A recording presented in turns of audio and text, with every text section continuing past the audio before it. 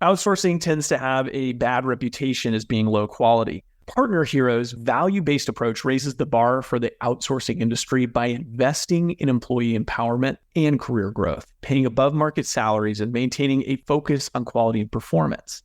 They're more than a service provider. They're also a thought partner for the startups they serve. It's simple. Brands that care about quality customer experience choose Partner Hero. They offer flexible terms and the ability to scale quickly, perfect for startups, with quality assurance baked into every program and offices around the world. So Partner Hero can provide truly global coverage. Outsourcing has long been available mainly to big businesses, but Partner Hero is challenging business as usual by bringing the benefits of outsourcing to businesses of all sizes with short, flexible contracts and fast ramp-up times. 10 years ago, when we were launching the Action Catalyst, we could have used a few extra hands to help us scale quickly, even if it was just for a short while. You can bet that with their expertise, fast onboarding, and core focus on quality, Partner Hero would have had our attention. If you're ready to bring in outside customer support help for your startup that feels like it's a part of an existing team, check out Partner Hero. Head over to partnerhero.com/Action Catalyst to book a free consultation with our solutions team. Mention you heard about Partner Hero from the Action Catalyst, and they'll even waive the setup fee. Now, on to the show. From Nashville, Tennessee, Southwestern Family of Companies welcomes you to the Action Catalyst. Each week, we share insights and inspiration from movers and shakers in the world of business.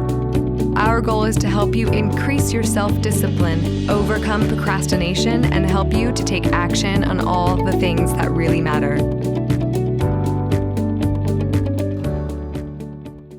What does values-driven leadership actually look like? How do you create values for your team or core philosophies or principles? And then most importantly, how do you get those put into action? That is what we are talking about today. And it's a great episode. We have a very successful female entrepreneur and leader of a very large billion-dollar organization. And she's talking us through some of the things that they have done to get there. But basically, this idea of creating transformational team unity, creating culture, driving decision-making, all are based around values and making your values come alive. And so it's a fabulous kind of look at some of that. At the end of the show, I will, of course, share with you like my tweetable moments of what I learned. This is a fabulous episode. If you're a leader of any type, like if you're leading any kind of team and you want to create a more focused and more like just on fire team culture, a more bought in culture, this is a tremendous episode. So I'm so glad you're here. You're going to love it. I promise. We'll get started just after this message. This episode is sponsored by Southwestern Coaching. Southwestern Coaching has helped over 11,000 people increase their incomes by over 25% on average. As a successful salesperson, you know the importance of increasing your sales. But sometimes you might just need a little extra push and accountability to meet your goals and grow your business. Southwestern Coaching will help you increase your income through one-on-one sales and leadership coaching tailored specifically to your needs. Together, we will elevate sales. To schedule your free one-on-one business action planning session with a Southwestern coach, go to www.southwesternconsulting.com/Action Catalyst. I am honored today to introduce to you somebody who is not only a thought leader, but much more importantly than that, a practitioner and someone who lives what she talks about, and not in a small way, but in a huge way. You are about to meet Dina Dwyer-Owens, who you may recognize her as Faith Brown on Undercover Boss, which was one of the most popular episodes from that reality TV show. And she went undercover to see if employees were following, the code of values. She's also an author, and we're going to talk about some of her stuff today. Around her first book was called Live Rich, and then her new book is Values Inc. And she was really her real life job is the co-chair of the Dwyer Group, which is a $1 billion, well over $1 billion organization that is in sort of the franchise space. And they have many, many brands, Molly Maid, Glass Doctor, Mr. Rooter, just to name a few of the big ones. They have over 2,800 franchisees in over, like 10 countries around the world. And just an incredibly successful business, all built around values. And Dina is very involved in IFA, the International Franchise Association, and she's just the coolest lady. And I have known about the Dwyer Group, and we seem to have friends. And anyways, I'm excited and honored. Dina, welcome to the show. Thank you. I'm the one who's honored here. I so appreciate the opportunity to share with all of your listeners about what's most important to me at the Dwyer Group. Yeah. So talk to me about how did the Dwyer Group get started? So I know this all happened in 1981, but it's a big leap to go from zero to a 1.4 billion. And so talk about like the early days a little bit and how everything came together. Well, my father, Don Dwyer, founded the company in 1981, and he had a vision for having a collection of franchise businesses, basically serving the same customer base. And he was just so clear about his vision, his mission, and his values. In fact, his mission statement still lives on today, and that's to teach our principles and systems. Franchising is all about systems of personal and business success so that all people we touch live happier, more successful lives. So it's a great way to wake up every day. We're in the business of helping people have a better quality of life. We just happen to use franchising as our vehicle to do that. And when Don founded the company, he also had always been a student of leadership. And those listening are all students of leadership here. We all want to get better. And Don said, how do I really start this company off right with the right foundation? And what he had learned by studying great leaders was that they were always clear about their values and that they put their values in writing and then they put their values to work. And they worked hard to practice those values day in and day out. So when he launched the business in 81, he launched it with what he coined his code of values.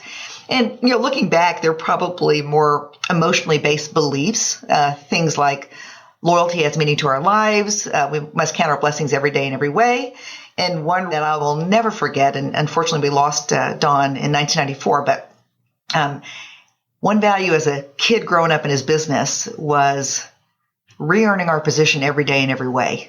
So he always said, celebrate the victories of the past, learn from the mistakes, but be better today than you were yesterday. So Don again had this vision, and he began to build the company with Rainbow International, which was the flagship company, which was back then a carpet dyeing and cleaning company. So we could come into your house, and if you had that good old tan shag carpeting and you wanted to take care of some stains, we could make that a nice brown shag carpeting. That industry has changed. So Rainbow today is a restoration and carpet cleaning company, mostly focused on fire and flood restoration. And then he bought a company called Mr. Rooter, and it was actually a penny stock that he ended up doing a reverse merger on in 93 and took the company public. Started up some brands like Mr. Electric and AirServe and Mr. Appliance. And after his passing, we bought a company called the Glass Doctor. And from there, the Grounds Guys and Mr. Handyman and Molly Maid and Five Star Painting. And I'm probably forgetting some, Window Genie. So today we have 14 specialty franchise brands. So our key business is being a values-guided world leader. We're in 11 countries of franchise brands that focus on enhancing, repairing, and maintaining customers' homes and businesses. But my mind still, to net it all out, it's about helping anybody we touch have a better quality of life. And again, franchising is the vehicle we happen to use to do that, whether it's touching our franchisees' lives, our customers' lives, our vendors' lives. It's all about making a positive impact. Yeah.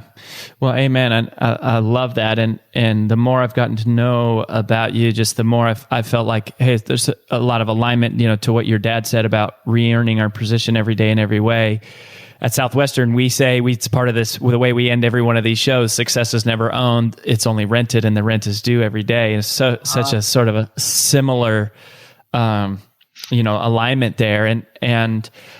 So talk to me about, Live Rich. Okay, so you use that a lot. Rich is actually an acronym.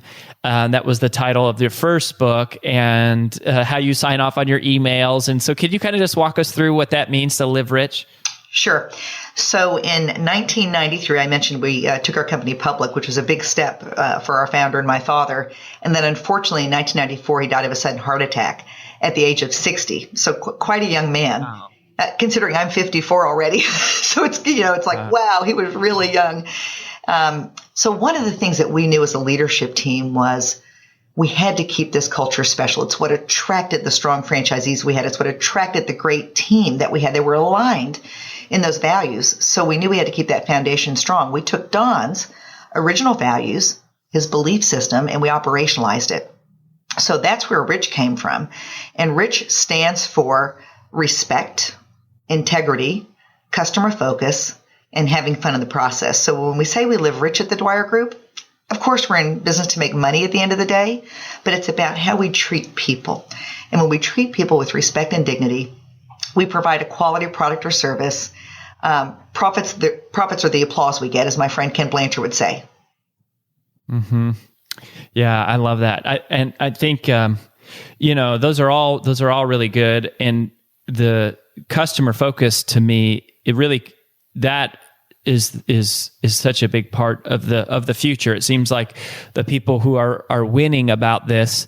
In fact, I just wrote an article about this idea that competition is no longer about beating. It's not about beating other people who do what you do. It's about solving the customer's problem and competing against that, and the sort of relentless drive to do that. And I love how you guys have that focus, and specifically how, even though you have all these brands and it's such a large, organization, it's still very focused in terms of, like you said, like home or business repair and improvement. I think it's amazing. Yeah, and I have to say we're guilty of, over the years, going down some bunny trails. You get excited about other businesses that are franchisable or franchised. And yet our teams had to come back under our CEO, Mike Bidwell, who's doing a fabulous job making sure that we stay focused on what we're really great at. And that's these home service type businesses. Mm-hmm. So I wanted to ask you, just kind of selfishly, actually, about franchises, because we love franchises. We speak to a fair number of franchises. We have a lot of coaching clients who are franchisees, like they're the operators or owners, and then we do some consulting with some franchises, and it's such a fascinating model. And I love, again, kind of going back to what your dad said originally about teaching both principles and systems, and we love systems. We say automation is to your time what compounding interest is to your money. And even though not every system is an automated one, but just these processes. And so I love kind of that concept of, systems, but it's hard to franchise a group, and there's so many people that have dreams of, hey, franchising their restaurant or franchising their business model or their whatever. And not only do you have your sort of personal experience, but everything that you've done at IFA. What do you think is the difference between the companies that successfully franchise and they start to successfully scale, and then the ones that they have maybe one great location or a handful of great locations, but they can never really create that scale? Yeah, a couple of things. It has a lot to do with the people. People are our pedigree at the Dwyer Group and at all franchise companies, because it takes the people to create the systems and then coach the franchisees to those systems. Mm-hmm. So at Dwyer, and again, a franchise, you're right, it's all about taking what's complicated about business and streamlining that into a system or process, then training to that system or process and making sure people are living up to it. And unfortunately, these are independent small business owners. Every franchisee is a small business owner. And even though we want them all to follow the systems perfectly, that's not going to happen. It'll never happen. We have 2,800 franchisees today, and the majority of them do a beautiful job living by the system. And those are the ones realizing the most success. But unfortunately, some feel like they've got their own ideas, and you coach them up. And if you can't coach them up to follow the systems, you have to coach them out, because it's not fair to the other franchisees who are committed to delivering the brand promise, which is really what the systems do. And I'd like to talk just for a second about the distinction about the Dwyer Group's core values. We would not be where we are today. And we're a 36-year-old company. And under our CEO's leadership, Mike Bidwell and the team's leadership, we've grown at a pace of about 50% the last 3 years. Some of that through acquisition, but a lot of that through organic growth. And if it weren't for the alignment of our team around our core values, I don't think we could be here, because it's one thing to have great systems, but if you don't have great people that really believe in those systems and believe in delivering that value to the customer, you're right. That is who we're competing with. We're competing with who's going to solve the customer's problems. So even around our values, we had to create a system for keeping those values front and center. We learned our lesson when Don Dwyer passed away in 94. He was the one who would hold us accountable to the original values. So he'd let you know if you felt you were loyal today or you weren't. You know, the values weren't that black and white. Well, today, our values are very clear. And you were talking about customer focus. One of our values is continuously striving to maximize internal and external customer loyalty. And the internal customers are our employee. The external customer is you, the person who's calling us to your home or business to take care of keeping your home or business comfortable. So the values really have been the foundation for our success. But had we not put a system in place, we wouldn't be where we are today. Yeah, and that's where I really wanted to get to. In Values Inc., I think in the new book you go more specifically into this, and I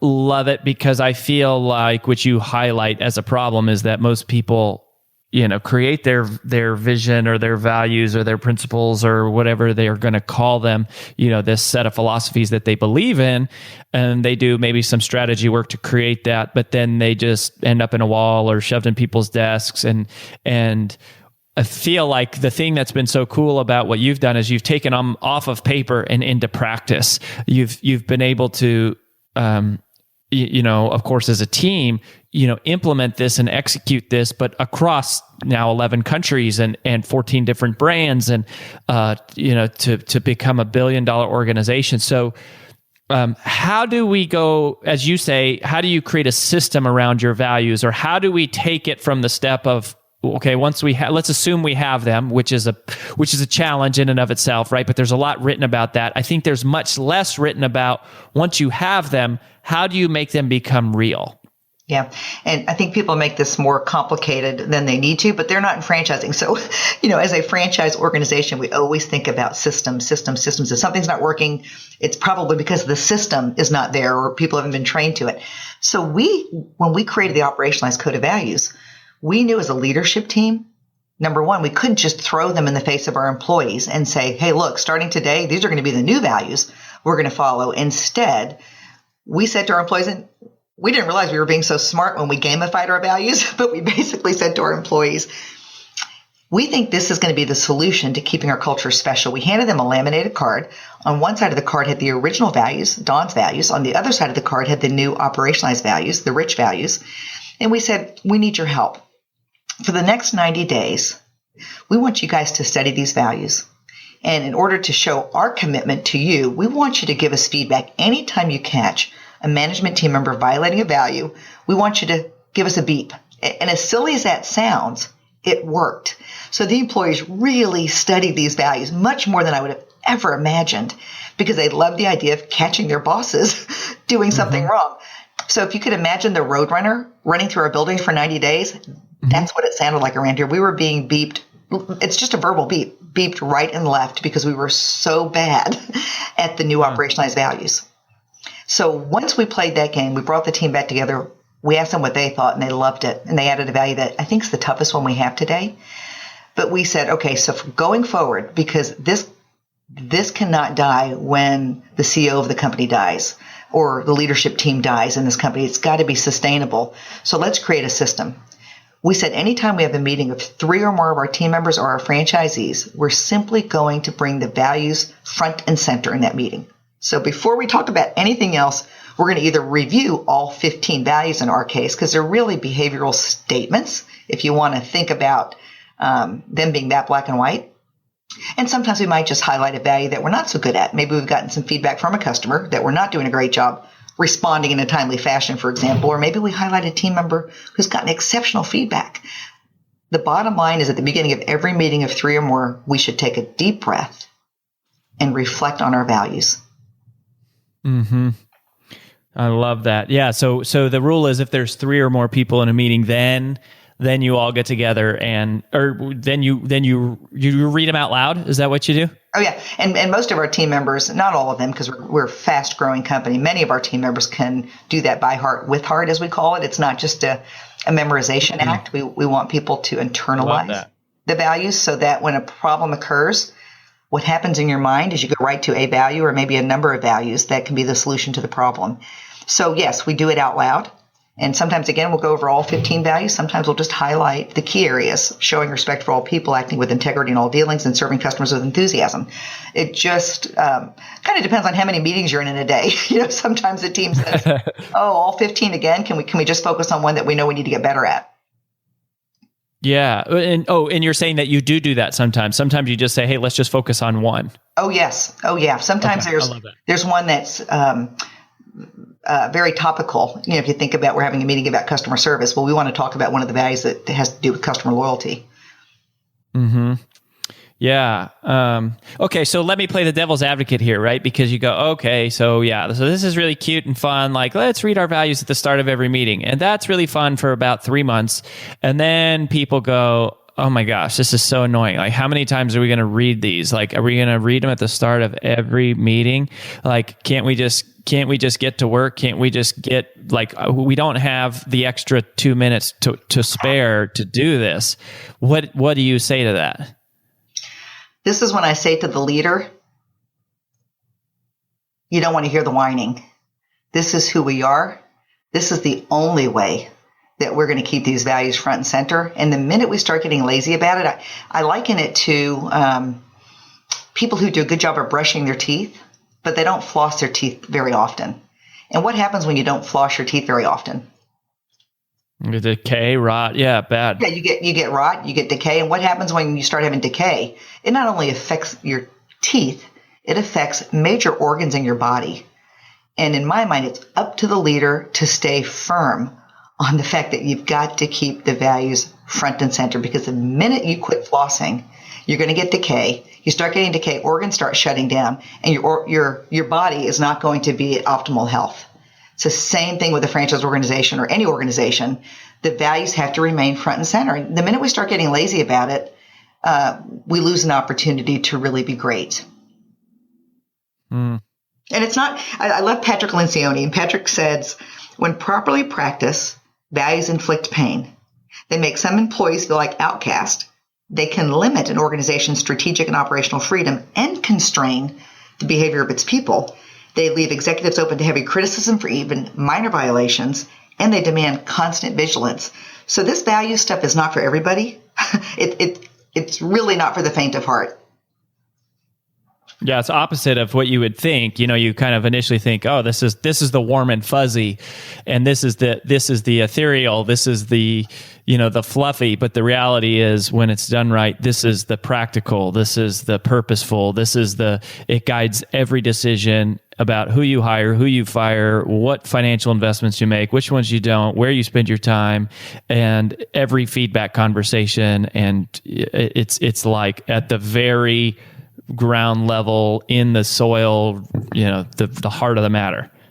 It makes doing business easier. And I have a quick example for you. I was just at I'm on the board of Lead Like Jesus, which is a Ken Blanchard nonprofit organization. It's about teaching that Jesus is the greatest leadership role model of all times. It's not about being a believer in Jesus, other than he was a prophet for some, but it's about the fact that he was such a great leader. And the founder and owner of all the Omni resorts, they shared a story about his values. And they said, here's a guy who lives up to his values, and the numbers is not what drives it. It's what's right, doing the right thing. So, they have these terrible adult stations on TVs in these hotel rooms. Oh, yes. And they're poison. They're poison. And this guy was in one of his hotel rooms one night and realized they had these adult channels. He doesn't know every single working of the The hotel can't possibly, 30,000 employees, a big, big operation. And he says, what are we doing here? Why do we have this? He got with his management team and they disconnected all of the adult channels. Now that takes courage, but that's following your values all the way through. And you know what? As a customer, guess where I'm going to stay? I'm going to stay at an Omni hotel because I respect that he's got the courage to make that kind of decision. Yeah, and it's not a financially beneficial one. It's actually probably pretty losing millions a year by not having the adult stations. That is crazy. But he's not really losing millions a year because he's living up to his values. What's most important, because when you do that, it translates into financial results. We're proof of it at the Dwyer Group. We had a private equity partner who took us private in 2003, sold us in 2010. 3 years later, came knocking on our door to buy us back because they were having a hard time putting a new $1.5 billion fund they had raised to work with great companies. And they said, what we love about Dwyer is your culture, the mission that you have, the leadership team, and of course, the growth opportunities are huge. Every franchisee has an opportunity to grow their business. That's so encouraging. Like it's just what's powerful. There's many things that are powerful about this for me, Dina, but hearing you say that is powerful because it's one thing to hear from an academic, hey, you should have values and here's why. And it's not to discredit that. That's powerful and very intelligent. Another thing to hear from entrepreneurs, but to see going, hey, this is the thing. Like this is the thing that got us to $1 billion. This is the thing that got us to go public. That is it's just incredibly powerful to hear that directly from you. Yeah, my attitude, and I say this in the book a couple of times, the rewards are really too great to ignore. And is it easy? No. It's not easy getting clarity about your values. It's not easy making sure that you're leading with them because we are human beings and we fail every day. Every day probably somebody could beat me for not living up to the value to the degree that I should be. But I'm doing my best. I'm striving to live those. And that's all we can ask of our team. And we're surrounded by people at Dwyer who work hard to live up to those values every day. And because of that, we've got actually a really exciting launch that we'll be doing towards the end of the month, and I'll send you the information on it. The only reason I believe we're going to be launching this, it's an overarching brand, is because our values have surrounded us with people that are like-minded, that really care about that customer experience that you talked about early on. Without the values, though, we wouldn't be able to do this. I'm certain. Yeah. Well, I think the book, y'all, if you missed it, is Values Inc. I would encourage you to check it out. It was written up as one of the 10 best business books back in 2015 when it first came out on Forbes, and here you are getting a sample of it. So, Dina, I do have one other question that I want to make sure to ask you. But before I do that, where do you want people to go to, connect with you and learn more? Yeah, they can simply go to Dina Dwyer-Owens.com, and it's DWYER Owens.com, and they can get information. In fact, I'd love to give them a gift.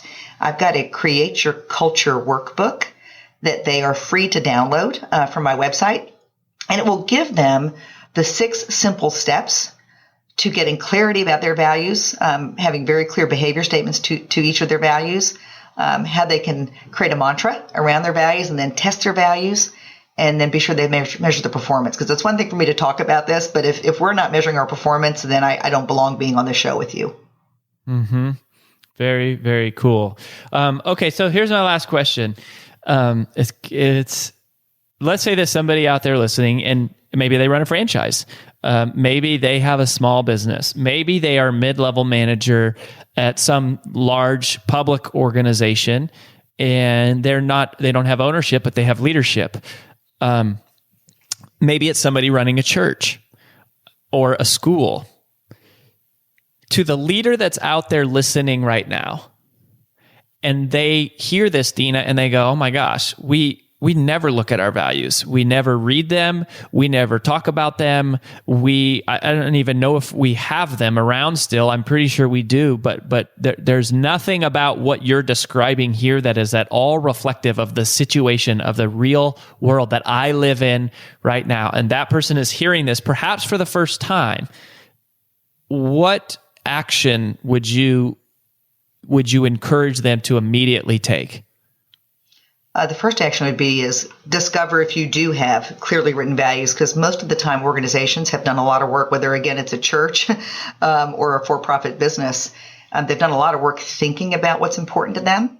So I would say dig those up, dig those values up, get with key leaders in that organization. It could even be a family. It could be a parent who's listening, and sit down and talk about those, revisit them, polish them up. And again, download the Create Your Culture workbook or invest in Values Inc.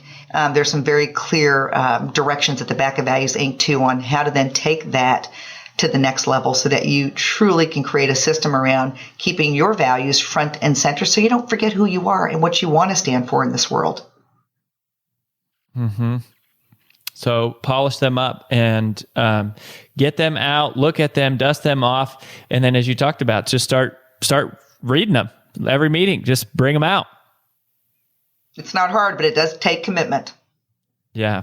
Well, Dina, thank you so much for your time today, and we appreciate you just taking a strong stance in the world for this and for lots of things that seem like very sound principles in terms of customer focus and employee loyalty and those kinds of things. And I just think it's very exceptional, and it's refreshing to hear from you. So appreciate you taking the time. Thank you for the opportunity, and I hope that the listeners will join this movement. We really can change the world one person at a time. What a powerful interview from a powerful woman, very successful. I love it. And it's not all that often, unfortunately, that you get to chat with a female leader of $1 billion organization. And she's just so cool. I want to, encourage, I've been doing this here recently. I want to encourage the Twitter stream.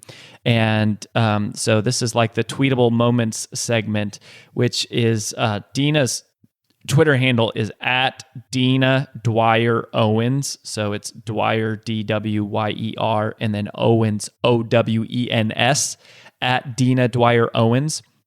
And so I just want to go through here before I do my little recap and application, just share with you what I pulled out of there as some of the tweetable moments, right? So first of all, she said, we teach our principles and our systems to people. Franchising is our vehicle. So good. Focus on re-earning your position every day in every way. Live rich, which means live with respect, integrity, customer focus, and having fun in the process. People create the systems, and then we coach those systems. And that was the secret to why some scale. Continuously strive to maximize customer loyalty. Here's another one that was really good. We always think about systems. If something isn't working, it's because either there isn't a system or the system is broken. So good. Anytime there's a meeting of 3 or more people, in that meeting, we're reading our values. Enforcing vision demands constant vigilance. Love that. Enforcing vision demands constant vigilance. And finally, the rewards of operating by values are just too big to ignore. The rewards of operating by values are just too big to ignore. Those are some of the most tweetable moments that I took from the interview, again, at Dina Dwyer-Owens. And so what I wanted to do with the rest of our time is talk about how to put this into practice, make this into practical application. And it was sort of fitting because I knew that Dina was in the queue to come up and sort of do the interview and all of that, but completely separate of that, I had written an article for my blog that I really thought through this because actually one of our coaches, Jenny, was working with one of her clients, and they were having this conversation about how to create a creed. We call it a creed. The Dina mentioned that her father called it the code of values, but we went through this process, at Southwestern Consulting, and it was a huge, pivot point for us in terms of as an organization, because there was a time, and we don't talk about it much anymore these days, but when we were hundreds of thousands of dollars in the hole, and it's not a fun place to be, and in fact, it's terrifying. And whenever you're in that space where you don't know what's going to happen to your business, you don't know what's going to happen to your job, like you don't know if your team's going to have jobs, you don't know if your dream is going to survive. And for us, those days were around 2009. It was really late 2008. And anyways, there was a series of events that took place where we found ourselves sort of going back to our principles of saying, hey, we're so good about being mindful of our self-talk as individuals, but we hadn't really codified our belief system in terms of our team, specifically at Southwestern Consulting. And so we end up having this conversation, and one thing led to another. We came up with what we call our creed, which is now a core part of how we operate, which, as Dina was talking, it was good, because a lot of times we have guests come on the show, and it's kind of challenging in the regard that I go, oh gosh, we're not doing that. Like we're not doing that yet, or we could be better at that, or whatever. And this is one that is certainly a good refresher and reminder. But for us, at the most part, internally, it was such, the power of what she's talking about here is so huge. And it was the turning point for us when we not only created our creed, but then, as Dina very specifically hones in on, which I think is so special about what she talks about, is about executing it and making it come alive, creating the mechanisms in place to make the creed real, to have it be a part of our everyday life. And so, as we do around Southwestern Consulting, we sort of turned that into a process and started using it with clients to help recreate it. And we got such good results. It's become such a core part of what we're able to do with teams. And either we're coaching a coaching client through doing it with their team, or if we're actually doing a consulting project with a company, very often we will help actually facilitate this conversation. And so it can be kind of tricky.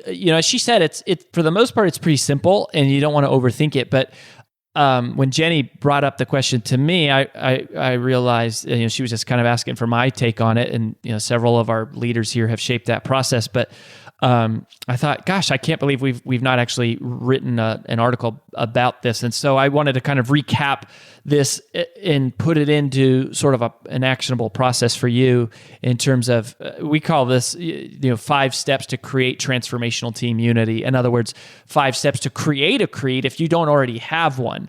The 5th step, which is going to really end up being the critical one, is where if you do have one, you can already pick up on this. But the first thing is to sort of set the stage, okay? So you want to explain to everybody on your team, and you say that, and it's kind of an honest admission, which is how it happened with us, as we say, gosh, even though we've been a company for so long, or we've been a team for so long, or X amount of time, we've never really created a list of principles that capture what we believe in. And while most companies do have a mission statement, and it can be really good to revisit those, like she talked about, it's also very powerful to have something that's actually created by a team of people who do the work every day as a close-knit group. And we now have creeds for different departments or divisions of the company internally, as we start to grow. But when you're setting the stage with your team, you just kind of say, hey, the goal here is to just simply document a list of shared philosophies about our team, and to let's just pull it together. And of course, a great exercise here is you can play Simon Sinek's uber famous TED Talk, Start With Why, which I love. I just think it's great, and I watch it a couple times a year. I think it's so good, and the book is good too. and you just sort of set that space of like, hey, we need a rallying cry. We need a drum that we can bang. We want to have something that says to the world, this is who we are. This is what we believe. And we've never taken the time, or we haven't taken the time in a long time to do that. So that's the first part of this, is you just sort of set the stage. Now, the second thing that you're going to do, and this is part of where the magic comes out, and a little bit of where it helps to have done this before and have somebody who can be a facilitator of this, but I'll give you sort of the basics here, is to ask the questions. So once you set the stage, you're going to ask the questions. And we love to record these because they often do become these sort of epic moments in your team history. Is you start an audio recording and then you just simply ask the group. And it's best if you kind of have probably like less than 20 people. We've done this with as many as 150 people in a room before, but it kind of is more powerful if there's like not more than 20 or 30 people. But you want a lot of people, and you want people who are from, all the different groups inside the company and just leaders, from different parts, and it can even be good to have some skeptical people in there. It's a little bit risky, but it's not bad to have somebody, as long as they're committed to the company, even if they're maybe a little bit on the negative side or the skeptical side. They often have really good feedback. And so you're going to ask questions, and then the idea is you just want to write down everything that everyone says, even in the random order that it comes out. And we like to do this, if possible, on a Word document on a projector, so that people can sort of see it come alive in real time. But here's some examples of the questions. You would just say, "Hey, what do we know to be true about the way we do business? Why do we work so hard at this? What philosophies do we have that are uncompromisable? How do we treat our clients and each other? And how do we want to be remembered as a team? What do we want to be known for? What do we want people to think of when they think of us? And what are we most proud of about the way that we do business?" Right? So you can really ask any question in this vein, and you can't really go wrong. The goal here is just to open them up, to get them talking. The only real way to mess this up actually is to be talking too much yourself, to take too much control. Like, you want somebody asking questions. And now that's also why it's good to have a facilitator, because if there is a leader or a CEO or a founder or a president or whatever, they are a member of the team, and so it's fair to let them be able to chime in like anybody else. And so that's where it kind of can be good to have somebody from outside sort of facilitate it. But if you are the leader and you're facilitating it, then just really try to minimize. You want to play the role of the facilitator in this stage and get people talking, and you just capture everything. It's kind of like one of the greatest secrets of writers. And this is a little bonus tip for any of you that write, is there is no such thing as great writers. There's only great editors. There's no such thing as great writers. There's only great editors. And so in this stage, is step 2 here, you're just trying to like ask questions and get them talking and just get everything, like a brain dump, and capture as much of it as possible. Then step 3 is to organize and edit.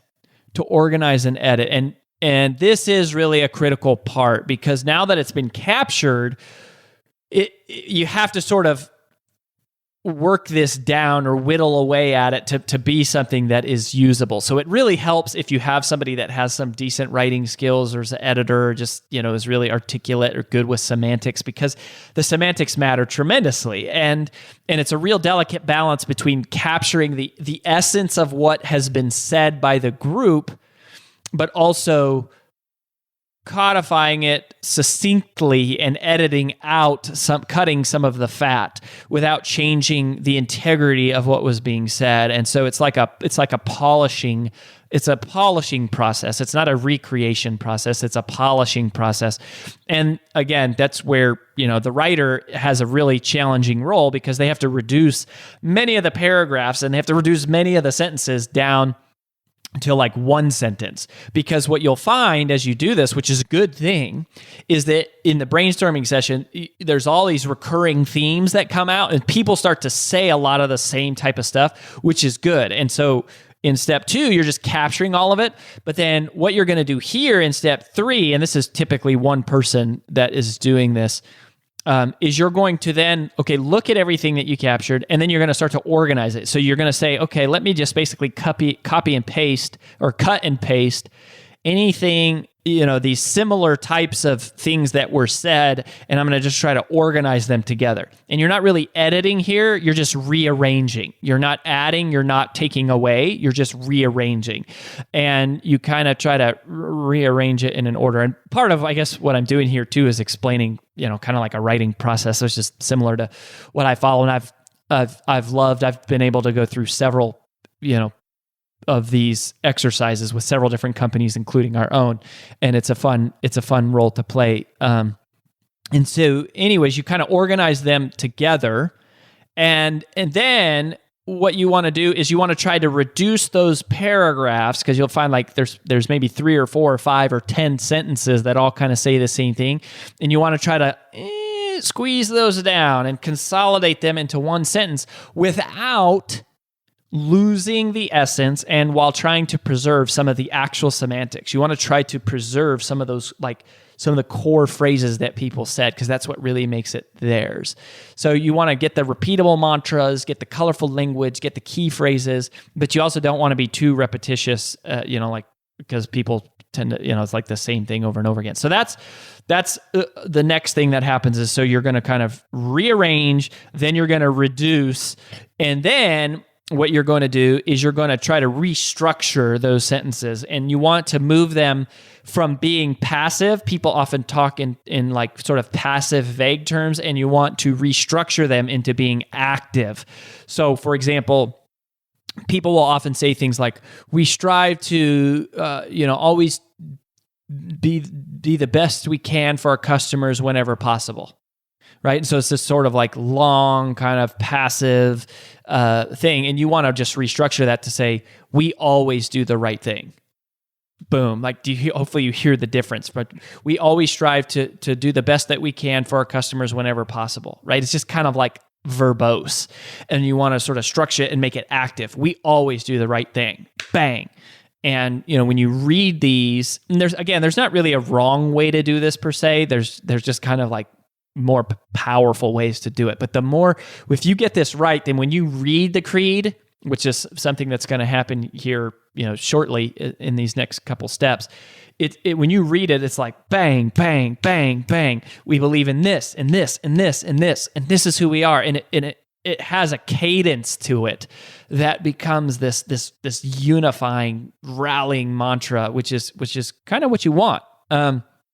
So once you have all the sort of statements complete, then you kind of write an opening paragraph and a closing paragraph. And that is where we typically like to pull in some of like the corporate vision and values and mission statement, and then write that sort of short closing paragraph that is the call to action to sort of go out into the world and execute these philosophies that were just listed.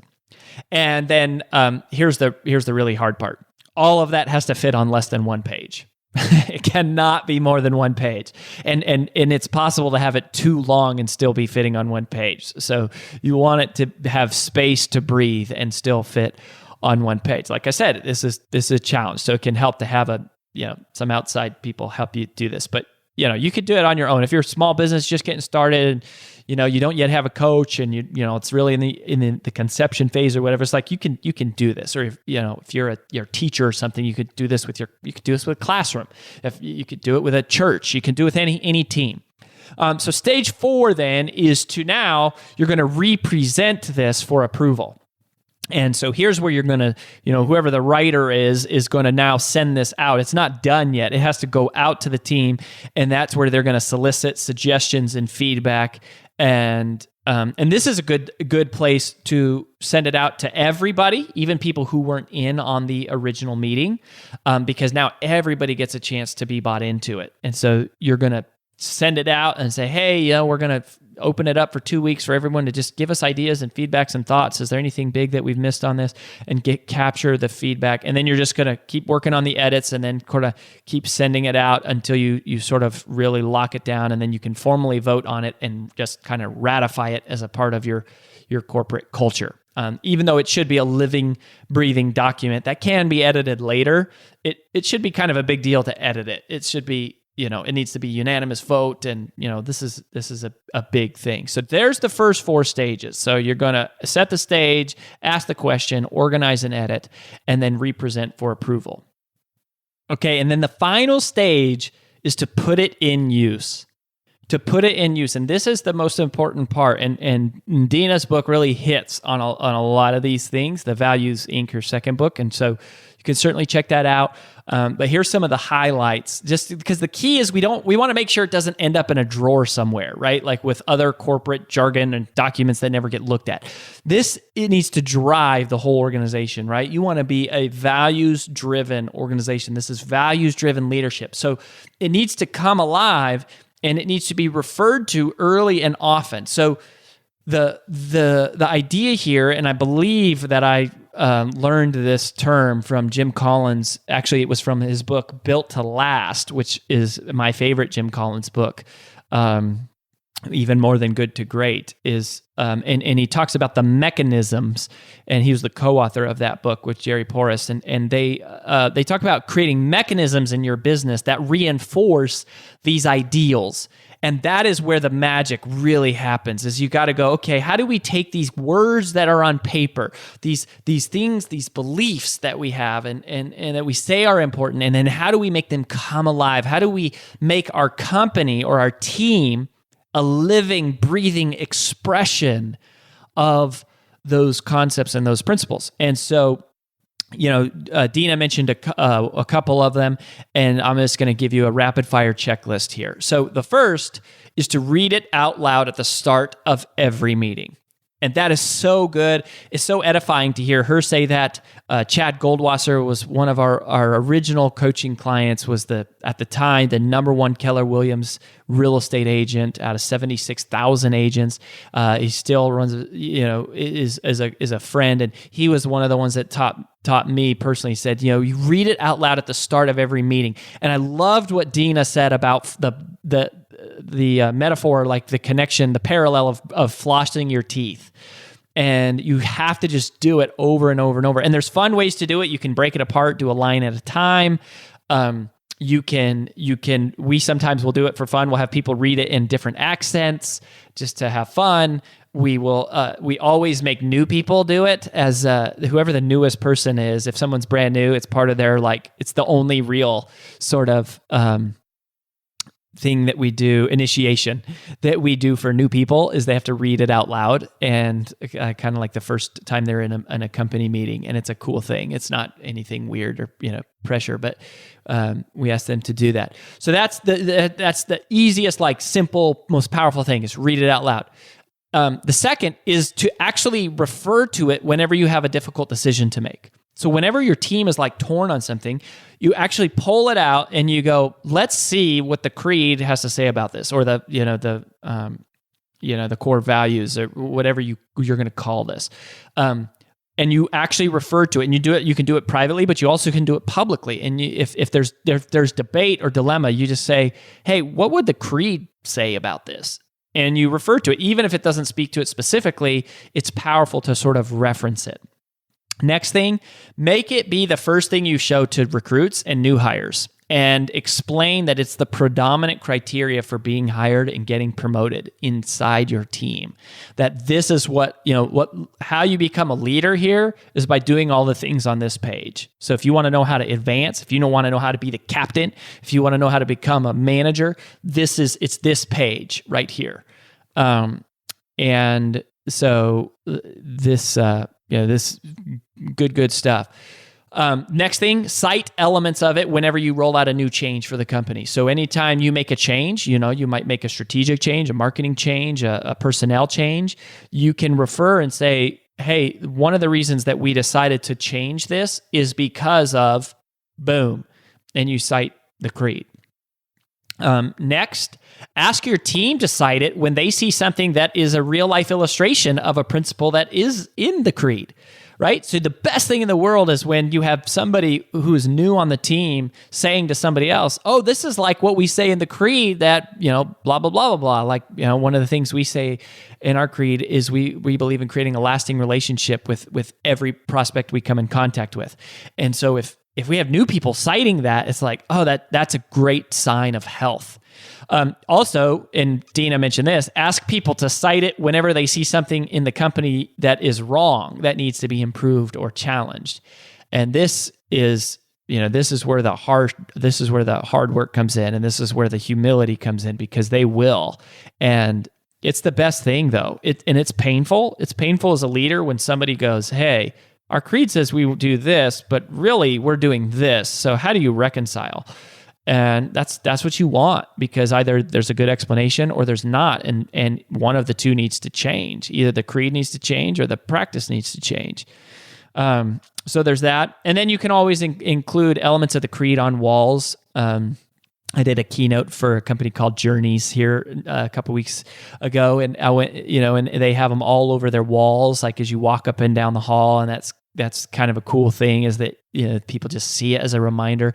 You can put it on trophies, on certificates, anywhere where you can, make it part of your internal marketing strategy to market like these kind of core philosophies. We also have awards that we give out at our annual awards ceremony that is given to people who sort of, we are examples of people who exemplify certain principles, and they're less empirical awards and they're more like peer voted awards. And so that's really cool. And then, make it a part of your personal affirmations that you read every morning, and encourage your leadership team and everybody to just read it as part of their affirmations, their morning routine. Because this can be a synthesizing, rallying experience and exercise for your entire team. There is something magical about knowing what you believe and knowing who you are, and having something to guide the way that you operate that is so tremendously powerful. And if you can have that declared set of values that govern the behaviors of your team members, man, it can turn losers into winners. It can turn doubters into believers. It can turn pacifists into activists.